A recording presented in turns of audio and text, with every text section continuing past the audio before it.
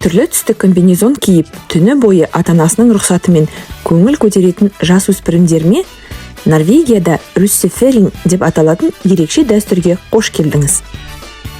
Сәуір айының соңында көшелерде ашық түсті комбинезон киген жоғары сынып оқушылары көбейе бастайды. Бірнеше жұмаға созылған мерекелік кезең 16 мамырдағы үлкен кешпен аяқталады. Ал келесі күні Норвегияның конституция күні. Осыдан кейін олар емтихан тапсырады. Бұл рус тарихы. Руссеферинг мектеп бітіруші түлектердің оқуын аяқтауға арналған бірнеше жұма бойы өтетін мерекесі. Көпшілігі бұл кезде 18 жасқа толып та үлгереді. Бұл басқа елдердегі ересек өмірге қадам басу дәстүрлеріне ұқсайды. Бірақ Норвегияда оның ерекшелігі оқушылар финалдық емтиханды тапсырмай тұрып тойлайды. Жыл сайын мереке сәуірдің соңына қарай басталып, 16 мамырдағы үлкен кешпен аяқталады.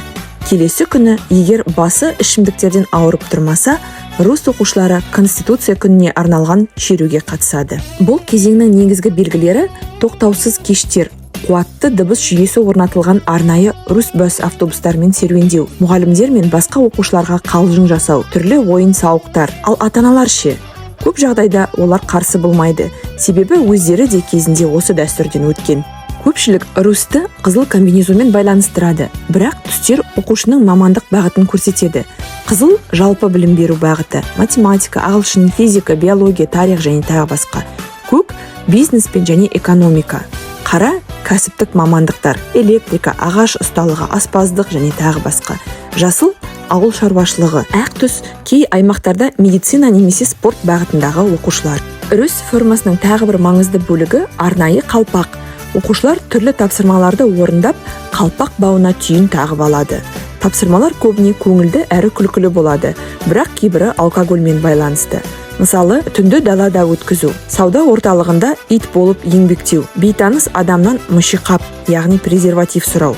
Әр жылы арнайы тапсырмалар тізімі жасалады. Сонымен қатар түрлі образдарға кіру, достарға, мұғалімдерге, кіші сынып оқушыларына қалжың жасау дәстүрі де бар. Кейбір үріс топтары ақша жинап, кейде ата-анасының көмегімен арнайы үріс бус немесе фургон сатып алады. Бұл көліктер сыртынан сәнделеді, ішіне жарық пен музыка орнатылады, үлкен кештерге баруға пайдаланылады. Егер үріс автобусына жақын жүрсеңіз, оны міндетті түрде естисіз. Мұндай автобустар өте қымбат болғандықтан, кейбір топтар арзанырақ фургон алады. Осы оқушыларының қызықты дәстүрлерінің бірі руссекорт. Бұл рус оқушыларының суреті, әзіл сөздері, кейде жалған телефон нөмірлері жазылған шағын карточкаларын тарату. Норвегиялық балалар рустан осы карточкаларды жинағанды жақсы көреді. Руссеферинг көбіне көңілді мереке болғанымен, кейде шектен шығып кететін жағдайлар да болады. Жыл сайын шамадан тыс ішімдік ішу, қатты кештер, қаржылық қысым туралы сындар айтылады. Кейбір отбасылар үшін рус мерекесі өте қымбатқа түседі. Соңғы жылдары кейбір оқушылар алкогольсіз мереке ұйымдастырып, барлығына қолжетімді форматта ойлап тауып жүр. Өкінішке қарай, рус мерекесі кезінде кейбір жасөспірімдер ауыр жарақат алып, тіпті өмір бойы денсаулығына зиян келтіретін жағдайлар да кездеседі. Кей жағдайларда жастар ауыр жарақат алып, мүгедектікке де ұшыраған оқиғалар болған. Әсіресе рус буспен байланысты апаттар бұрын үлкен проблема болғандықтан, Норвегия билігі кейін қауіпсіздік ережелерін күшейтті. Норвегия қоғамында да бұл дәстүр жайлы пікір екіге бөлінеді. Біреулер оны жастық шақтың ерекше естелігі деп санаса, енді біреулер шамадан тыс еркіндік деп санайды.